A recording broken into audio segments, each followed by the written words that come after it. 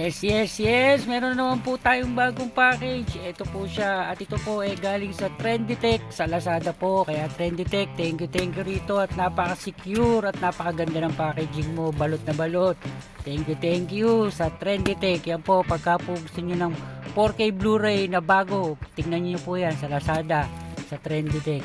Ayan, bago po natin ito buksan, magbabalita po muna tayo, magmo-movie. Balita mo po muna tayo para pong, kumbaga, parang physical media report. Yan. At saka bago na po ako magbalita, buksan na po natin to. Umpisa na po natin buksan. Yes, okay. Sige po, buksan na po natin. Yan. Yung po mga pelikula ni James Cameron, yung The Abyss, True Lies, at Aliens, lalabas na po sa 4K Blu-ray yan. Next year, March 12, 2024. Yung Titanic po, nauna na po yan. Nilabas po yan. Hindi pa pala nilalabas. Ilalabas po yan sa December 5. Yan po, magkaka 4K Blu-ray na rin po yan. Kaya ang ano po, ang Titanic tsaka yung Aliens, nagkaroon po ng Blu-ray yan. Pero ang True Lies at The Abyss, wala po. Hindi pa po nagkakaroon ng Blu-ray. Ngayon lang po at 4K Blu-ray. Yan, iintayin po natin yan. Yan po yung mga pinikulang gustong gusto ko. Yan, ito na po. Okay, ito na po yung ating... teka muna, meron pa po pala yung Avatar. Magkakaroon din po ng Collector's Edition ng Avatar, tsaka yung Avatar The Way of Water. Collector's Edition po ito. Hindi ko lang po alam, parang ano ba ito Collector's Edition na to? Parang extended din po yan.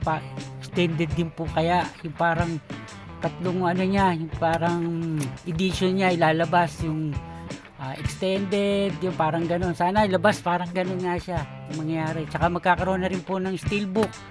Okay, yan, sige, eto na, buksan na po natin. Eto na yung pinaka-box niya. Saan ba ito? Dito. Eto na po. Yun, no. Bali po ito, tatlo pong 4K Blu-ray ito. Po ito, puro bago.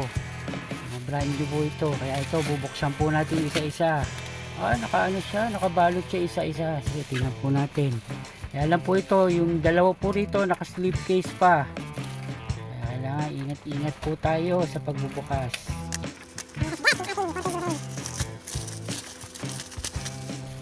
Uy, ito. Ninja Turtles. Ito lang po yung walang slipcase. Yan po, Ninja Turtles Out of the Shadows. Ito po, meron na po akong DVD nito, kaya ito po upgrade na po ito. At saka po kasi itong Ninja Turtles, napakaganda po ng tugtog, kaya in-upgrade ko po sa 4K Blu-ray ito. Ayan. Bubuksan po natin to para makita nyo rin po kung paano ko binubuksan at magamit yung slipcase. Kaso kung hindi naninikit. Ayan po natin muna.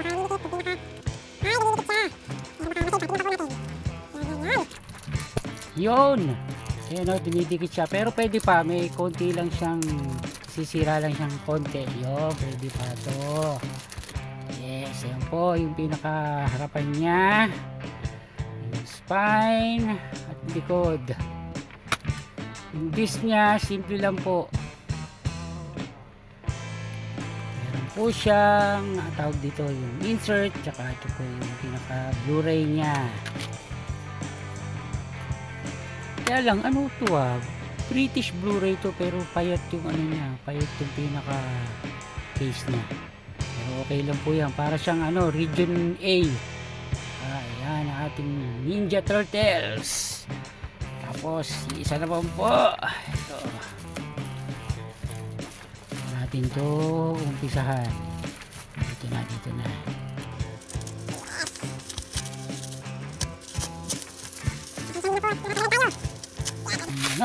Secure magbalot si Trendytech.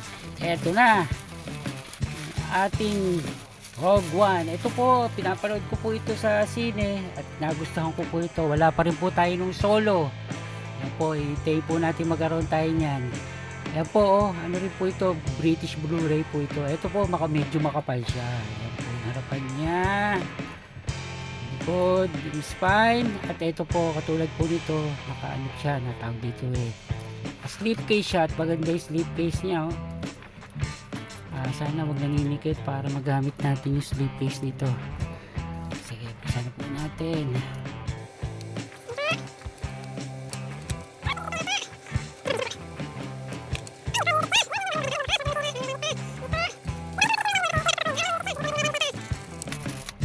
Ay, wala. Yun, wala. Nasira siya. Hindi na po pwede. Yan po yung ating Rogue One. Yung harapan po niya, katulad po ng naka-slipcase. Yung pinaka-disc niya. Yan po yung... Ano ba to? Bonus disc po pala to. Yan po yung pinaka artwork niya. Ito yung Blu-ray. Tapos ito yung 4K Blu-ray. Yan, no? Maganda. Tapos meron siyang insert. Yan, yung ating Rogue One. Ngayon lang po tayo nagkaroon nito. Kaya ayos po ito. Yan po, Rogue One. Sana maganda po ang tunog dahil po alam niyo naman na ang Star Wars, ano na po ngayon yan, Disney na, kaya hindi po natin kung ganun kaganda ang tunog. Pwedeng maganda ang tunog, kaya lang hindi siya ganun kalakas, hindi siya ganun ka-dynamic ang lakas niya. Okay, yung last po natin, ito na. Ang bato, dito na lang ulit.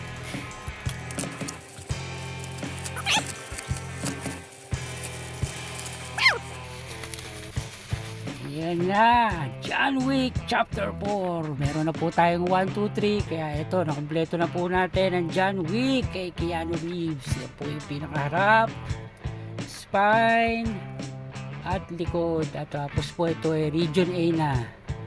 Apa ba? Region A ba to? Parang, Region A to. Yan po. Yan po yung pinaka case niya. Tingnan po natin kung masisira yung shrink wrap nito.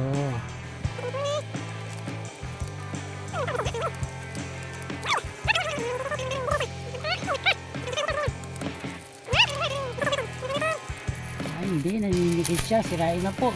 Wala, sirain na po natin at masisira yung pinaka case. Yan. Ayun o, naninikit siya o. Wala, hindi na po natin masisave. Ayan, tsaka may okay lang po siya. Yan, yung pinakaharapan niya, yung spine, naninikit siya yun, marami nakadikit. Tapos yung likod, ito po, yan, yung pinaka tinidikit na shrink wrap. At tago mo muna natin to. Ito po yung pinaka 4K Blu-ray at yung Blu-ray. Tapos ito po yung ating insert. Yan ang ating John Wick Chapter 4. Yan po mga ka-HD ang ating bagong 4K Blu-ray. Hanggang sa ulitin po. Hanggang dito na lang po. Thank you!